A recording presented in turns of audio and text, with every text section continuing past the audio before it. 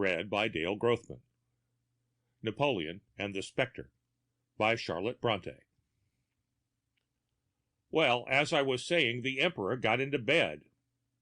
"Chevalier," says he to his valet, "let down those window curtains and shut the casement before you leave the room." Chevalier did as he was told, and then, taking up his candlestick, departed. In a few minutes the Emperor felt his pillow becoming rather hard, and he got up to shake it. As he did so, a slight rustling noise was heard near the bed head.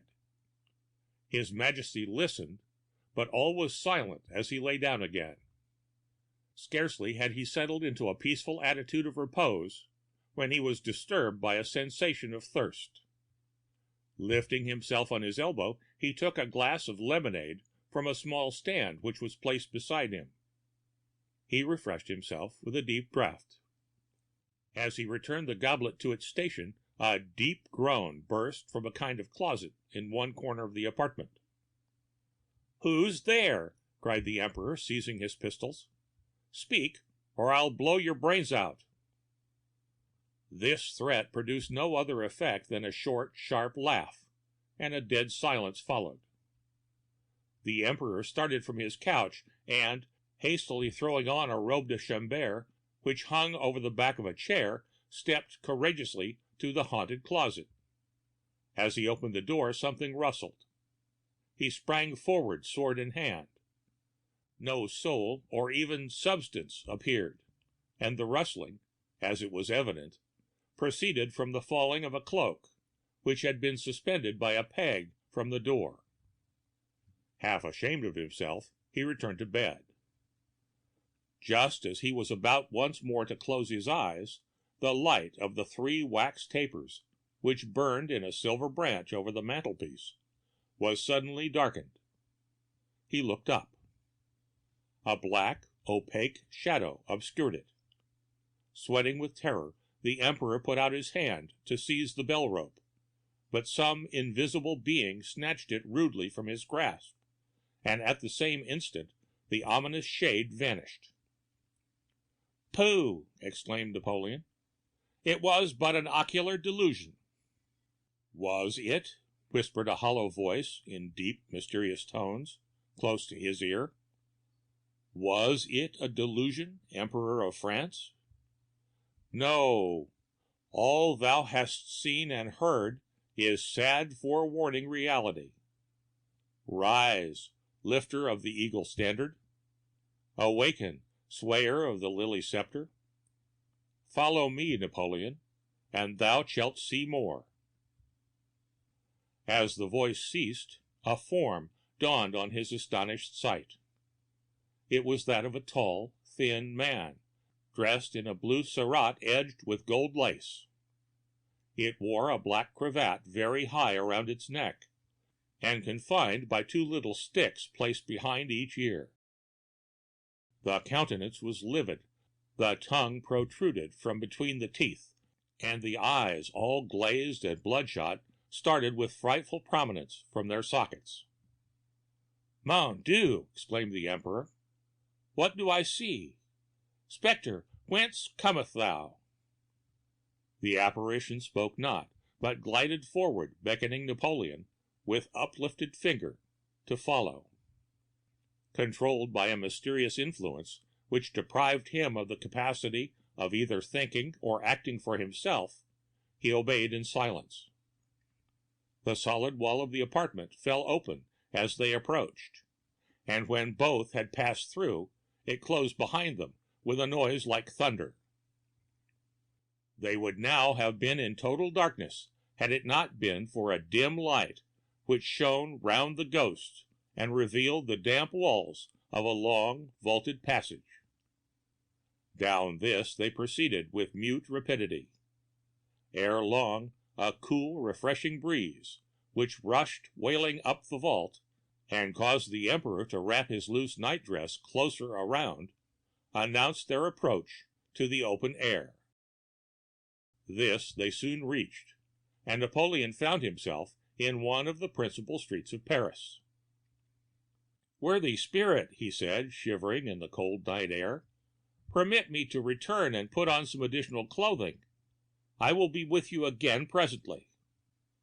"Forward," replied his companion sternly. He felt compelled, in spite of the rising indignation which almost choked him, to obey. On they went through the deserted streets until they arrived at a lofty house built on the banks of the Seine. Here the Spectre stopped. The gates rolled back to receive them, and they entered a large marble hall, which was partly concealed by a drawn curtain across, through the half-transparent folds of which a bright light might be seen burning with dazzling luster. A row of fine female figures, richly attired, stood before this screen. They wore on their heads garlands of the most beautiful flowers, but their faces were concealed by ghastly masks representing death's heads. "What is all this mummery?" cried the Emperor, making an effort to shake off the mental shackles by which he was so unwillingly restrained. "Where am I, and why have I been brought here?" "Silence," said the guide, lolling out still further his black and bloody tongue. "Silence, if thou wouldst escape instant death." The Emperor would have replied, his natural courage overcoming the temporary awe to which he had at first been subjected, but just then a strain of wild, supernatural music swelled behind the huge curtain, which waved to and fro, and belied slowly out as if agitated by some internal commotion or battle of waving winds. At the same moment an overpowering mixture of scents of mortal corruption, blended with the richest eastern odors, stole through the haunted hall. A murmur of many voices was now heard at a distance, and something grasped his arm eagerly from behind. He turned hastily around. His eyes met the well-known countenance of Marie-Louise. "What, are you in this infernal place too?" said he. "What has brought you here?" "Will your Majesty permit me to ask the same question of yourself?" said the Empress, smiling. He made no reply. Astonishment prevented him. No curtain now intervened between him and the light. It had been removed, as if by magic, and a splendid chandelier appeared suspended over his head. Throngs of ladies, richly dressed, but without death's head masks, stood round, and a due proportion of gay cavaliers was mingled with them. Music was still sounding, but it was seen to proceed from a band of mortal musicians stationed in an orchestra near at hand. The air was yet redolent with incense, but it was incense unblended with stench. "Mon Dieu!" cried the Emperor. "How is all this come about? Where in the world is Pichet?" "Pichet?" replied the Empress. "What does your Majesty mean? Had you not better leave the apartment and retire to rest?" "Leave the apartment? Why, where am I?" "In my private drawing room, surrounded by a few particular persons of the court, whom I had invited this evening to a ball. You entered a few minutes since in your night dress, with your eyes fixed and wide open.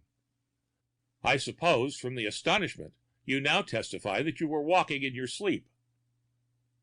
The Emperor immediately fell into a fit of catalepsy, in which he continued during the whole of the night, and the greater part of the next day. The end of Napoleon and the Spectre, by Charlotte Brontë.